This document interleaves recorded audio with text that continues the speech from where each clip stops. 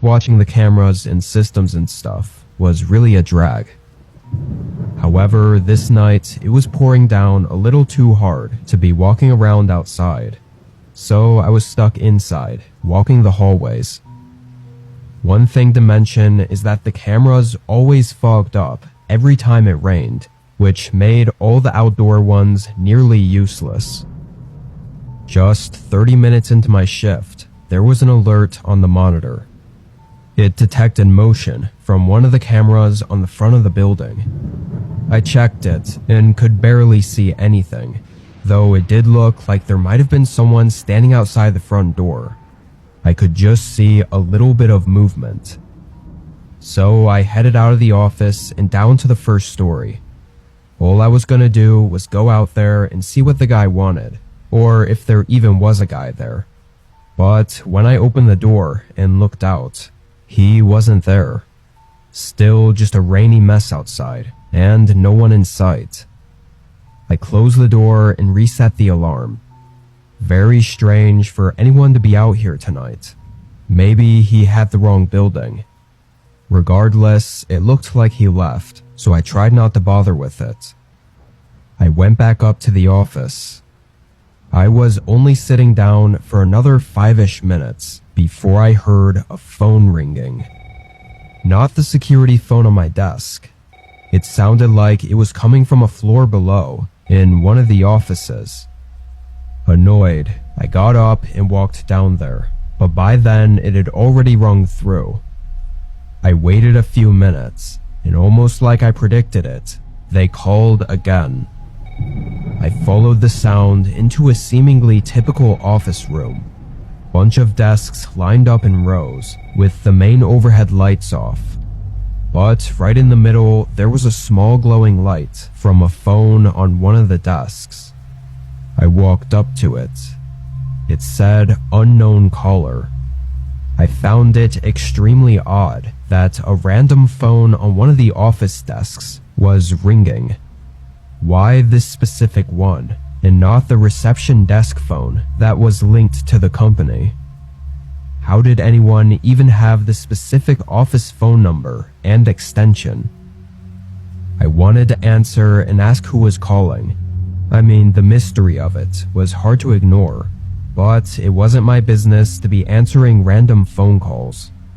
Probably could have gotten in trouble for it if someone found out I did. So I left it. I didn't know how to put the thing on silent, so for the next hour, I'd constantly hear the damn thing ringing below me as I sat upstairs in the security room. At 1 a.m., I got up and did a quick walkthrough of the office, just the usual rounds. It only took 10 minutes, and then I was back at the security desk. But I didn't even get to sit down when I heard a thump resonate through the building. It echoed like it was from the hollow stairwell or possibly a hallway. Scared the hell out of me. I checked the system and saw nothing interesting, so then I ran down to the first floor to recheck the doors that I'd just checked. I felt a bit of shock as I approached the front door and noticed a blinking green light on the alarm system. It was put on pause, basically disarming this specific door. Even I never did that. I only turned it on or off, never on pause. Feeling a bit of tension, I pushed open the door and looked outside. Still pouring, and still nobody out there. I closed and relocked the door. Something really strange was going on this night, and it was the first time since getting this gig that I'd actually been uneasy. I had no idea what was going on. I started to hurry back up the stairwell, hoping if I looked over the system again, it would give me some sort of answers. I got to the 3rd story when I stopped right on the stairs. The door was open, the one leading to the 3rd floor office hallway, which was also where the phone had been ringing from earlier. I carefully stepped up to it, not hearing a single thing as I approached and looked out into the hallway.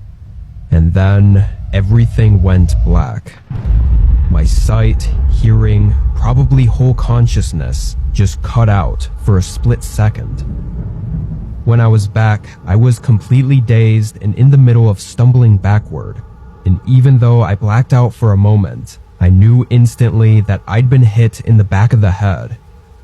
As my whole body was fighting to stay awake, I fell down a few steps in the stairwell and saw the blurry outline of someone standing in the doorway.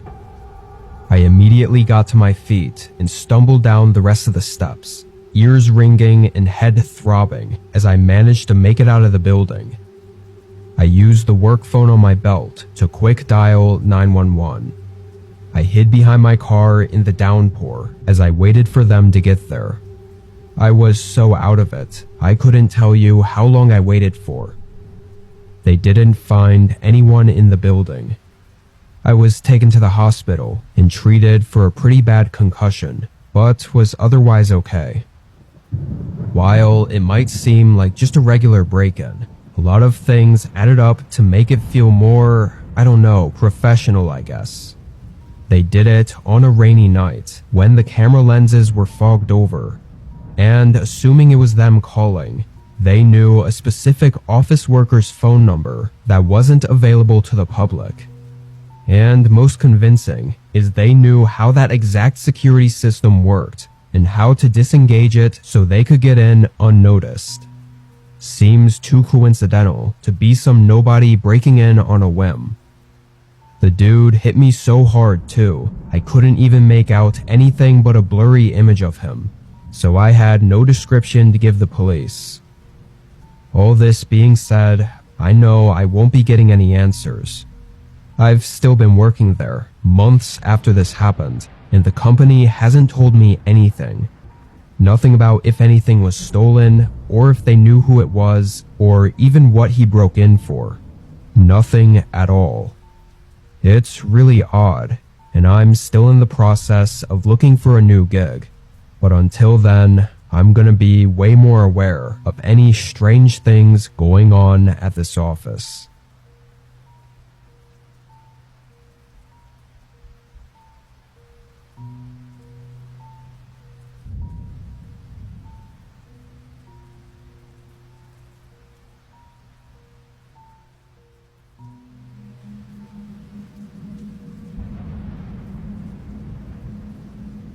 A few months ago, me and my buddy Thomas were hanging out at my place for the evening. Neither of us worked the next day, so we were just chilling and having some beers. Honestly, we weren't planning to hang out for that long, but by the time it was 10 p.m., I offered Thomas to sleep on the couch if he wanted, which was actually a pretty common occurrence. He still lived with his folks, so hanging at my place was his way of getting some space. Anyway, we made plans for tomorrow morning as well, and the whole thing turned into planning to have a pretty cool day tomorrow. But since Thomas didn't bring any extra clothes or anything, and before he drank too much, he drove back to his place real quick to grab some stuff. That way we can drink some more when he got back, and he'd have stuff for tomorrow. Obviously, he could have stayed home since he was going back anyway, but like I said, he preferred hanging at my place. The drive was only 5 minutes, so I just hung back and waited. I was gonna stay out on the porch, but somehow I'd never noticed the massive storm going on outside, so I went back in and just waited on the couch. I was scrolling on my phone and sipping on my beer, not really watching the time, but at some point, say 15 or 20 minutes later, a knock finally came at the front door. I quickly got up and casually opened the door for him, but nearly dropped my glass when I was startled by it not being Thomas. It was just some guy, wearing almost all black and dripping wet. I swear the man looked so creepy. There was no chance in hell, even being drunk, that I would have ever opened the door for him. Normally, I would have checked first too, if I hadn't been expecting Thomas. And with the crazy storm out, what was this guy even doing? Before I could get a word out, the man put one foot in the doorway and looked in at me. He'd clearly been out in the rain for hours, though he had a tired look masked over his whole face.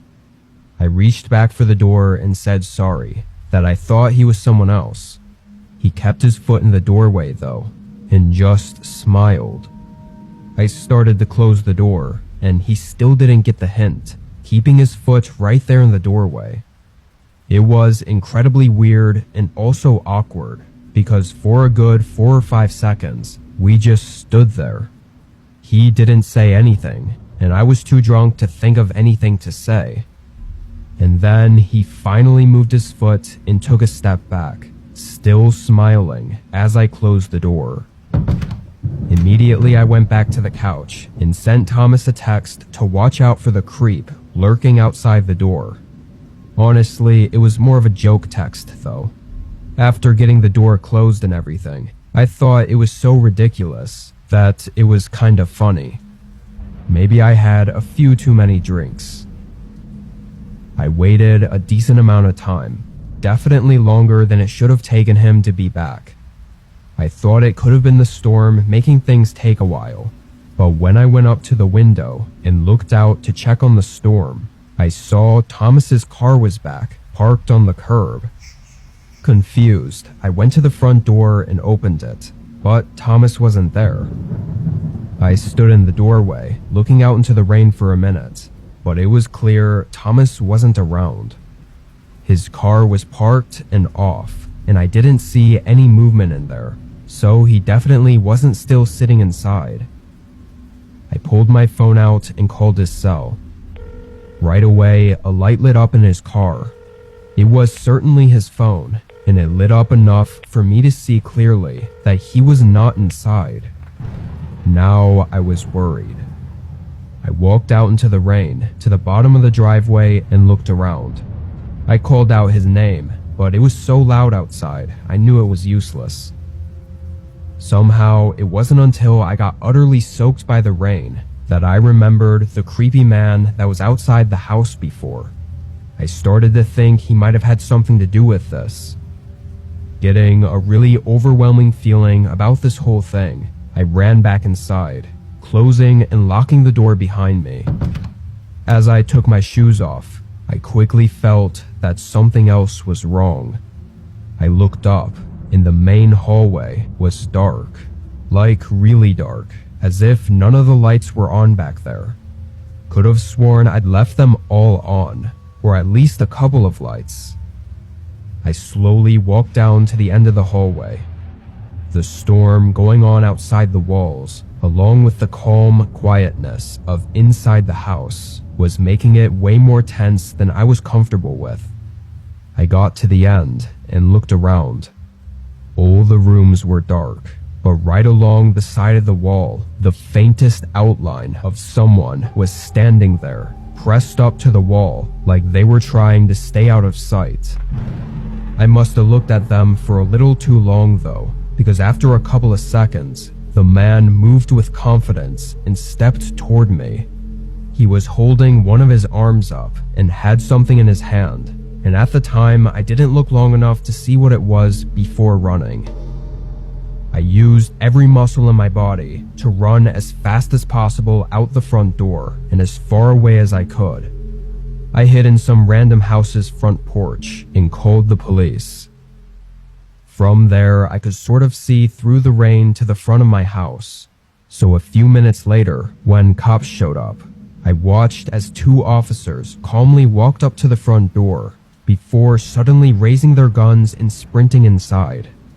I guess they saw the guy still in the hallway and chased him out the back door, but they said he jumped the fence and they lost him in the storm. I ran over and told them everything, and they immediately started searching for Thomas, and thankfully found him after only 5 minutes.